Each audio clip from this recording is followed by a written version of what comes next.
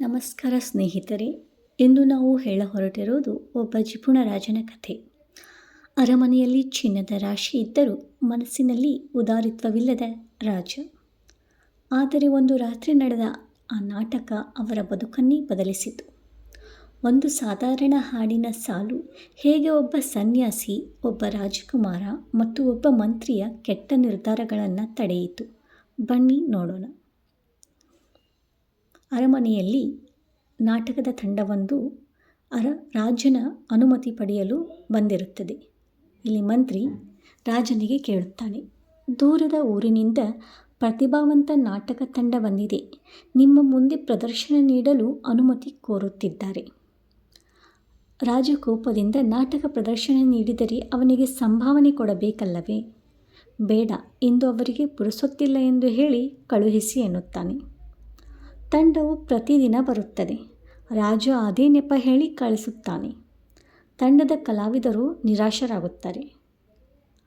ಆಗ ಮಂತ್ರಿ ರಾಜನಿಗೆ ಎಚ್ಚರಿಕೆ ಹೇಳುತ್ತಾನೆ, ಪ್ರಭುಗಳೇ, ಈ ಕಲಾವಿದರು ಊರೂರು ಸುತ್ತುವವರು. ನೀವು ಅವಕಾಶ ನೀಡದಿದ್ದರೆ ನಿಮ್ಮ ಜಿಪುಣತನದ ಬಗ್ಗೆ ಅವರು ಹಾಡು ಕಟ್ಟಿ ಹಾಡುತ್ತಾರೆ. ಇದರಿಂದ ನಿಮ್ಮ ಕೀರ್ತಿಗೆ ಧಕ್ಕೆ ಉಂಟಾಗುತ್ತದೆ, ಜನರಲ್ಲಿ ಕೆಟ್ಟ ಹೆಸರು ಬರುತ್ತದೆ ಎಂಬ ಭಯದಿಂದ ರಾಜ ಕೊನೆಗೂ ನಾಟಕಕ್ಕೆ ಒಪ್ಪಿಗೆ ನೀಡುತ್ತಾನೆ. ಅರಮನೆ ಅಂಗಳದಲ್ಲಿ ನಾಟಕ ಪ್ರಾರಂಭವಾಗುತ್ತದೆ.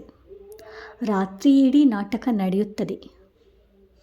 ಇನ್ನೇನು ನಾಟಕ ಮುಗಿಯುವ ಸಮಯ. ನಸುಕಿನ ಹೊತ್ತು. ನಾಟಕದ ನಾಯಕಿ, ನೃತ್ಯಗಾರ್ತಿ ಸುಸ್ತಾಗಿದ್ದಾಳೆ. ಅವಳು ಕಾಲಿನ ತಾಳ ತಪ್ಪುತ್ತಿದೆ. ಗಮನಿಸಿದ ನಾಟಕದ ನಾಯಕ ಸಮಯ ಪ್ರಜ್ಞೆಯಿಂದ ಒಂದು ಹಾಡನ್ನು ಹಾಡುತ್ತಾನೆ. ತಾಳ ತಪ್ಪದಿರು ಮಡದಿ, ಇಡೀ ರಾತ್ರಿ ಕಷ್ಟಪಟ್ಟದ್ದಾಗಿದೆ. ಇನ್ನು ಕೆಲವೇ ಕ್ಷಣಗಳಲ್ಲಿ ಬೆಳಕಾಗುತ್ತದೆ. ಈಗ ತಪ್ಪು ಮಾಡಿದರೆ ಇಡೀ ರಾತ್ರಿಯ ಶ್ರಮ ವ್ಯರ್ಥವಾದೀತು. ರಾಜನಿಂದ ಸಿಗಬೇಕಾದ ಗೌರವ ಸಿಗದೇ ಹೋದೀತು.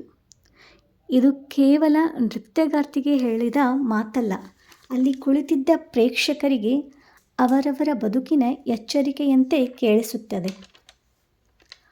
ಹಾಡಿನ ಸಾಲು ಕೇಳಿದ ತಕ್ಷಣ ನಾಟಕ ನೋಡುತ್ತಿದ್ದವರು ಒಬ್ಬೊಬ್ಬರಾಗಿ ಎದ್ದು ಬರುತ್ತಾರೆ.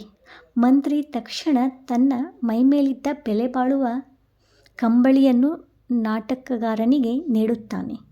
ಸನ್ಯಾಸಿ ತನ್ನ ಬಳಿಯಿದ್ದ ಪವಿತ್ರವಾದ ಶಾಲನ್ನು ನೀಡುತ್ತಾನೆ. ಹಾಗೂ ರಾಜಕುಮಾರ ತನ್ನ ಕೊರಳಿದ್ದ ಅತ್ಯಂತ ವಜ್ರದ ಹಾರವನ್ನೇ ಕಲಾವಿದನಿಗೆ ನೀಡುತ್ತಾನೆ.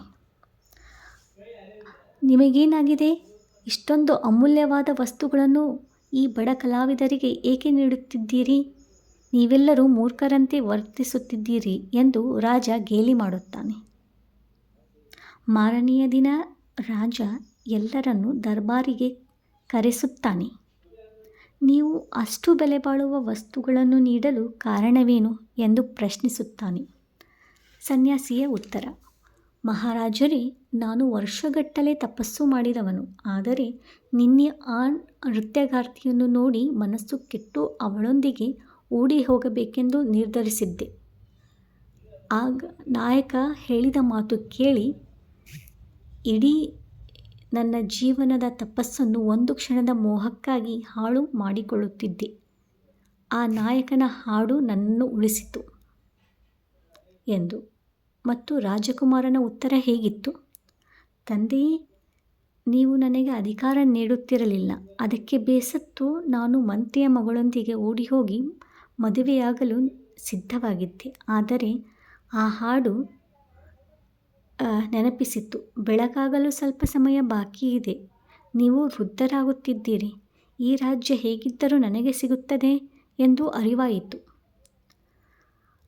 ಮತ್ತು ಮಂತ್ರಿಯ ಉತ್ತರ ಹೀಗಿತ್ತು. ಭಯದಿಂದ ಮಂತ್ರಿ, ಪ್ರಭುಗಳೇ, ನಿಮ್ಮ ಜಿಪುಣತನಕ್ಕೆ ರೋಸಿ ಹೋಗಿ ನಾನು ನಿಮ್ಮನ್ನು ಕೊಲ್ಲಲು ಸಂಚು ಹೂಡಿದ್ದೆ. ಆದರೆ ಹಾಡು ಹೇಳಿತು, ತಾಳ್ಮೆ ಇರಲಿ, ಸಾವು ತಾನಾಗಿಯೇ ಬರುತ್ತದೆ. ನೀನು ಕೊಲೆಗಾರನಾಗುವುದು ಬೇಡ ಎಂದು ಮನವರಿಕೆಯಾಯಿತು. ಈ ಮಾತುಗಳನ್ನು ಕೇಳಿದ ರಾಜನಿಗೆ ನಡುಕ ಉಂಟಾಗುತ್ತದೆ. ಅವನ ಜಿಪುಣತನದ ಅವನನ್ನೇ ಕೊಲ್ಲುತ್ತಿತ್ತು ಎಂದು ಅರಿವಾಗುತ್ತದೆ. ರಾಜ ತಕ್ಷಣ ಮಗನಿಗೆ ಪಟ್ಟಾಭಿಷೇಕ ಮಾಡುತ್ತಾನೆ.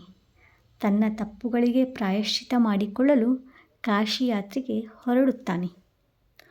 ನೋಡಿದಿರಲ್ಲ ಸ್ನೇಹಿತರೆ, ಒಂದು ಹಿತವಚನ ಹೇಗೆ 4 ಜನರ ಬದುಕನ್ನು ಅಂಧಪತನದಿಂದ ಉಳಿಸಿತು. ಸಂಸ್ಕಾರ ಮತ್ತು ಸಮಯ ಪ್ರಜ್ಞೆ ಮುಖ್ಯ ಎಂಬುದು ಹಾಗೂ ಎಷ್ಟೋ ವರ್ಷದ ಪರಿಶ್ರಮ ಅಥವಾ ತಪಸ್ಸು ಯಾವುದೋ ಒಂದು ಕ್ಷಣದ ಮಾಯೆಯಲ್ಲಿ ಹೋಗಿ ಹಾಳಾಗದಿರಲಿ. ನೆನಪಿಡಿ, ಓಟದ ಸ್ಪರ್ಧೆಯಲ್ಲಿ ಯಾರೋ ಮೊದಲು ಓಡಿದರು ಎಂಬುದು ಮುಖ್ಯವಲ್ಲ, ಯಾರು ಕೊನೆಯ ಗೆರೆಯನ್ನು ಮೊದಲು ದಾಟಿದರು ಎಂಬುದು ಮುಖ್ಯ. ಈ ವಾಕ್ಯವು ಪರೀಕ್ಷೆ ಬರೆಯುವ ವಿದ್ಯಾರ್ಥಿಗಳಿಗೆ ಈ ವಿಡಿಯೋ ಸ್ಫೂರ್ತಿಯಾಗಲಿ. ವರ್ಷಗಟ್ಟಲೆ ಮಾಡಿದ ಪರಿಶ್ರಮ ವ್ಯರ್ಥವಾಗದಿರಲಿ. ಈ ವಿಡಿಯೋ ಇಷ್ಟವಾದರೆ ವಿದ್ಯಾರ್ಥಿ ಹಾಗೂ ಸ್ನೇಹಿತರಿಗೆ ತಪ್ಪದೇ ಶೇರ್ ಮಾಡಿ.